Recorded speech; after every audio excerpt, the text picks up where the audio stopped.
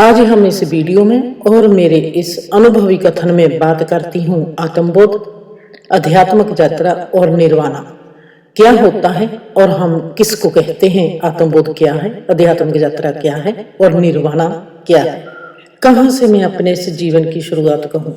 कभी तो ऐसा लगता है कि जो जीवन जो मैं आज जी रही हूँ, जो बहुत ही युगों से सदियों से मैं इसको जी रही हूँ। कभी कभी लगता है नहीं, ये तो पल भर का ही है। जो पल भर पहले शुरू हुआ था, जो दूसरे पल में ही ये खत्म हो गया। ये यात्रा भी एक ऐसी यात्रा है, इतनी रोमांटिक है कि जो मुझको आज एहसास देती है। अगर मैं इसकी तह तक पहुंचती हूँ तो ये जुग लगता है, अगर मैं उसका निचोड़ निकालती हूँ तो वो पल लगता है।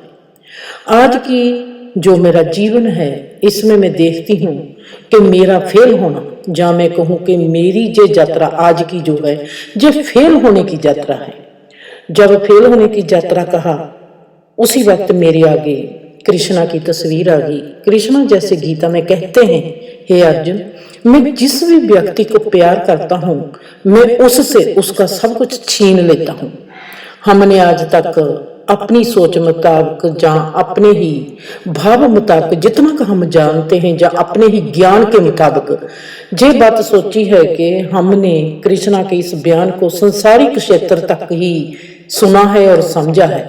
सब छीन जाने का डर हमको कभी भी शुद्ध धर्म को भी नहीं होने देता। हमारे में ये होता है कि जब कृष्ण कहता है मैं तुझसे तुम्हारा रिश्ता, तुम्हारा नाम, तुम्हारी धन, तुम्हारा दौलत सब कुछ छीन लूंगा, हम घबरा जाते हैं। कृष्ण ने संसार तक ये बात नहीं कही। कृष्ण ने अर्जुन को ही खो लेना है। कृष्ण ने तो अर्जुन का अस्तित्व ही छीन लिया था। अस्तित्व जब छीन जाता है तब पता चलता है कि असल में ये सब जो खेल है, ये क्या है, हमारा अस्तित्व क्या है, आत्मबोध किसको कहते हैं, अध्यात्मिक यात्रा क्या है, निर्वाणा क्या है। आज मेरे जो अनुभव है आपको मेरे उस आगे के एक कदम की ओर लेके जा रहा है, मुझको भी, और मैं जिसकी सांझ आप सब लोगों के साथ पा रही हूँ उसको भी। मैं देखती हूँ कि जहां पर आज जैसा मेरा हाल है, जो मेरी सांसें हैं, ये भी मेरी अपनी नहीं रही। मैं नहीं कह सकती। ये तो हमने सुना है कि सांसें आती है, कोई लेता नहीं, पर जब सांसें भी अपनी ना रही, किस चीज का दावा करूं, किस चीज को बोलूं, किसको क्या कहूं, किसको क्या ना कहूं। बिल्कुल ही सुन, बिल्कुल शून्य, बिल्कुल खालीपन भी नहीं, शून्य। इसमें सिर्फ मैं है। मैं मतलब कि हमारा अपनेपन में जो एहसास है कि मैं हूं, वो मैं हूं, बस मैं हूं। वो जो एहसास है जिसमें सिर्फ जीवन बहता है, वो जो एहसास है कि ये मैं है, वो मैं क्या है। किसके बारे में बात करूं, मेरा जीवन या मेरा जीना, ये तो दोनों ही सदा फेल होते आए हैं। मैं अपनी हर नाकामयाबी को अच्छी तरफ से देखती हूं, सब तरफ से देखती हूं, परखती हूं, फिर मैं कहती हूं फेल, जिंदगी अब फिर फेल होगी। ऐसा कह सकती हूं कि परमात्मा ने मेरे होश को एक ऐसा किरदार दिया है जो कि मेरी हर सोच को, मेरी हर गति को, मेरे हर भाव को फेल करेगा ही करेगा। मेरा होश मुझको गहरे शून्य में लेके जा रहा है। शायद मुझको अस्तित्व की सही पहचान देनी चाहता है। जितना मेरे में होश बढ़ रहा है, उतना ही मेरा फेल होना 100% तय हो जाता है। पर मेरी सांसों की आवाज का आना जाना सदा ही आरामदायक रहता है और सुकून से भरा रहता है। मेरी आंखों में चाहे पानी बहता है, चाहे मेरी सांसें सिसकी से भरती है, पर मैं देखती हूं कि उसमें भी एक मुस्कान आती है। ऐसी स्थिति में भी जब मेरे में मुस्कान आती है तो खुद ब खुद मेरी जो देखनी है वो मुझको ही सवाल के रूप में देखती है।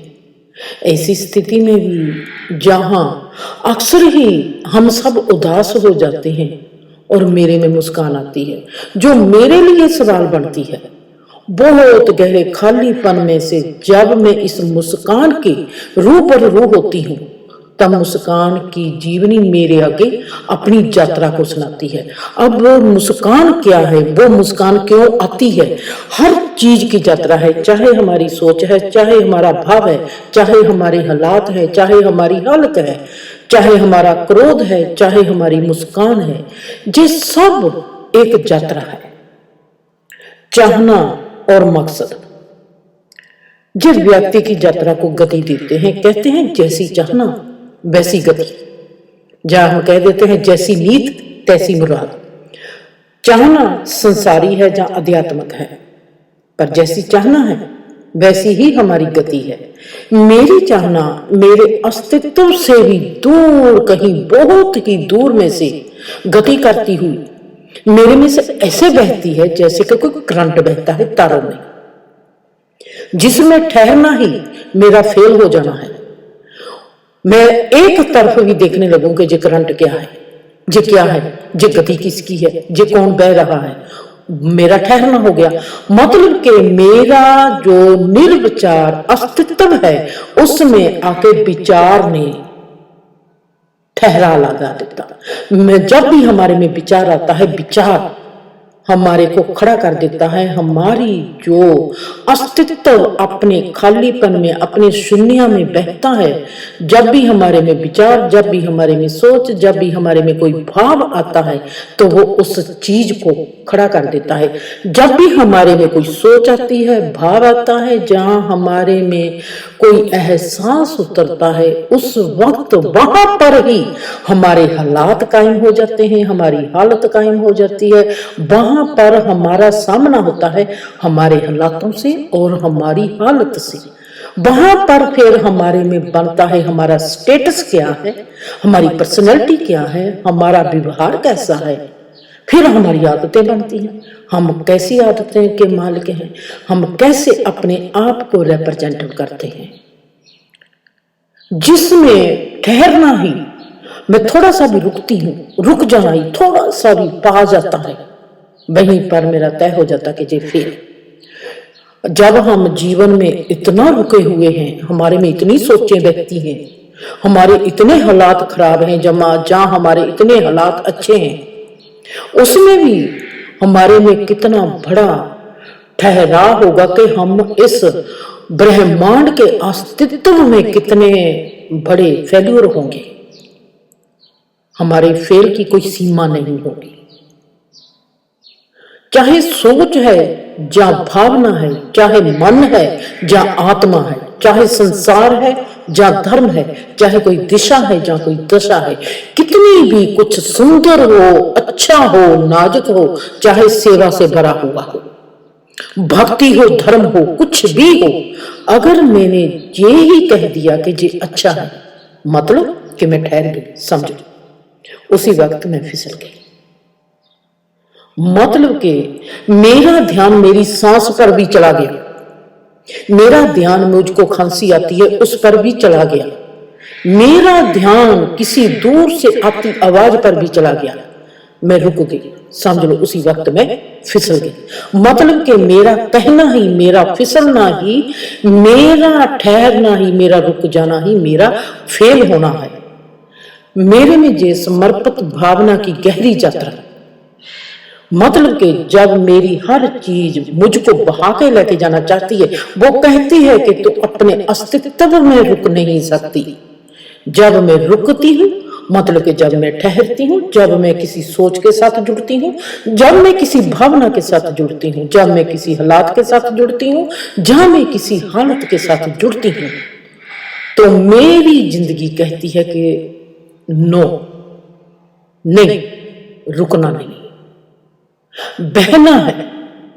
मतलब कि मेरा जीवन, जे फेल होने का जीवन जो है, जे मुझको समर्पित जीवन की और गहरे समर्पित जीवन की ओर लेके जा रहा है, कि जिसमें से वो मेरा कुछ कुछ भी, मेरा रुकना भी, मेरी सांस भी मेरे साथ उसका कनेक्शन बर्दाश्त नहीं करेगा। मेरा कनेक्शन मेरे दिमाग के साथ नहीं हो सकता, मेरे दिल के साथ नहीं हो सकता, मेरी किसी भी चीज के साथ, मेरी मांसपेशियों के साथ, मेरे अस्तित्व के साथ, किसी के साथ भी मेरा कनेक्शन नहीं हो सकता। अगर मेरा कनेक्शन व्यक्तिगत होने लगेगा तो मेरी जो बहने की कला है उसमें विघ्न पड़ेगा, और वो जो अस्तित्व है, जो ब्रह्मांड है, जो समर्पित भावना की यात्रा है, वो ऐसा करने नहीं देगी। मेरे में जो समर्पित भावना की गहरी यात्रा जो कुदरती ढांचे के अनुसार ही बहती है, जिसमें से गुजरते हुए मेरे में क्यों, किस लिए, क्यों, क्या, ये संघर्ष भरे शब्द हैं। अगर मेरे में ये शब्द भी आ गए, ये शब्द हैं जो हमको ज्ञान देते हैं, जहां पर ज्ञान का काम भी नहीं है, जैसे संघर्ष भरे शब्दों की आवाज नहीं उठती, सिर्फ मेरा देखना, मेरा समझना और मेरा जानना ही इस यात्रा का आभास होता है, जो चुपचाप फिर मेरे में मुस्कान भरता जाता है। बिन बोले, बिन देखे, बिन सुने ही सब कुछ देखती हूँ, सब कुछ सुनती हूँ और सब कुछ समझती हूँ। और जीवन लेवल पर अगर कोई भी संसारी इंसान देखेगा, मेरा रुतबा, मेरा एहसास, मेरी स्टेज, मेरे पास कोई डिग्री नहीं होगी, इसकी डिग्री नहीं होती, इसकी डिग्री होती है ब्रह्मांड में। संसारी लेवल पर इसकी कोई डिग्री नहीं। ऐसी डिग्रियां मिलती हैं मौत, मर जाने के बाद। फेल फेल फेल, संसार में 100% खुद को फेल ही ऐसा इंसान पाता है। जैसे मैं अपने आप को देखती हूँ, छोटा सा भी कुछ देखती हूँ, वो छोटा सा कण भी मुझको फेल कर जाता है। किसी की छोटी सी मुस्कान, किसी का छोटी सी सोच भी मेरी बड़ी से बड़ी सोच को भी फेल कर देती है। फेल होने के बाद भी फिर मुस्कान का आना, जैसे किसी जीत का इनाम मिलता है। ये जीत किसकी होती है? जीत जिंदगी की होती है, जो मेरे में से बहती है, वो जीत रही है, मैं नहीं जीत रही। मेरी चाहना क्या थी? परमात्मा को जानने की। फिर मकसद क्या बना? परमात्मा। फिर मैं किस राह पर चलूंगी? एक खोजी की राह पे, जिस पे मुझे मेरी मंजिल मिल जाए। मतलब कि मुझे परमात्मा को जानना है, मेरी ये चाहना पूरी हो जाए। सबसे बड़ी और सबसे गहरी चाहना, तो राह कैसी होगी? मेरी जो ये चाहना है, जो सबसे बड़ी है और सबसे गहरी है। तमाम जीवन को हम किसी तरफ से भी देख लेंगे, हर चाहना इस चाहना से छोटी है। मेरे में है बहुत बड़ी चाहना के साथ मैं पैदा हुई हूं, जो बहुत बड़ी है, तो मेरी राह कैसी होगी? जो मुझको हर तरफ से फेल करेगी ही करेगी। मैं देखती हूं कि फेल होना ते पास होना दोनों का अनुभव, जो जिंदगी मुझको, जो राह मुझको एक साथ देती है, जहां पर मुझको फेल करती है, वहीं पर मेरे में मुस्कान आती है। मतलब कि मैं पास होगी। किस में पास हो गई कोई पता नहीं, इसका कोई भी अल्फाज नहीं, इसकी कोई भी सोच नहीं, इसका कोई भी भाव नहीं। वो मेरे में ही मुस्कान खिलती है और मेरे में ही दफन हो जाती है। वो मुस्कान किसकी है? मैं इस मुस्कान को कहती हूं कि यह है दिव्या मुस्कान। ये जो अनुभव है फेल और पास दोनों का एक साथ जो यात्रा जैसे अनुभव देती है, क्योंकि ये रुकने नहीं देगी। अगर पास होगी तो रुकेगी, अगर फेल होगी तो रुकेगी। फेल होगी तो उदासी आ गई, पास होगी तो खुशी आ गई। ये दोनों ही संकल्पों में मुझको जीने नहीं देती, वो मुझको आगे लेके जा रही है, मुझको रुकने नहीं देती। चाहे वो पॉजिटिव रुकना है, चाहे वो नेगेटिव रुकना है। संसारी राह पे व्यक्ति की दिशा और दशा दोनों बदलती है, पर आध्यात्मिक राह पर अगर आध्यात्मिक राह सही हो तो व्यक्ति की दिशा और दशा कभी नहीं बदलती, जिसको कहते हैं सदा चित्त आनंद। वो बस चलता ही रहता है, हालत और हालात कभी उसको ठहरने नहीं देते। समस्या का हल बहुत ही जल्दी हो जाता है, क्योंकि अगर समस्या ही आ गई, फेल और पास क्या है? अगर समस्या होगी, समस्या होती ही नहीं। किसको कहते हैं समाधि? हर चीज का समाधान हो गया। आध्यात्मिक यात्रा जो सही है वो अपने आप में ही समाधि है, क्योंकि वहां पर कोई समस्या होती नहीं। अगर समस्या आती है, वो इंसान देखता है कि जे समस्या का ये की जड़ जे है, उसकी नजर जड़ पर जाती है तो वहीं पर खलास हो जाती है। आध्यात्मिक यात्रा एक रोशनी, एक ज्ञान, एक अनंतता की यात्रा है, जो दिन ब दिन राही को, जो भी इस मार्ग पर चलता है, उसको नया और ताजेपन से भरती जाती है। आध्यात्मिक यात्रा ही एक ऐसी यात्रा है जो राही को वक्त, मौत और ब्रह्मांड से भी बड़ा और गहरा कर देती है। मेरा फेल होना तेज रफ्तार का प्रतीक है। जहां पर भी फेल होती हूँ, मेरा वो डिमेंशन वहां पर खत्म हो जाता है। डिमेंशन चाहे फिर वो सोच का हो या फिर वो भाव का हो, कोई भी हो सकता है। जैसे मैंने अपने अनुभवों में देखा है कि एक सोच में एक जन्म होता है, तो एक चाहना में 10 जन्म होते हैं जो उस सोच को पूर्ण करते हैं, और एक मकसद में कम से कम 100 जन्म होते हैं। मैंने अपनी इस यात्रा में ये भी जाना कि जब तक व्यक्ति जागरूक होने की विधि, मंत्र, ध्यान, योगा कुछ भी करता है, तो ये चेतना यात्रा करती है।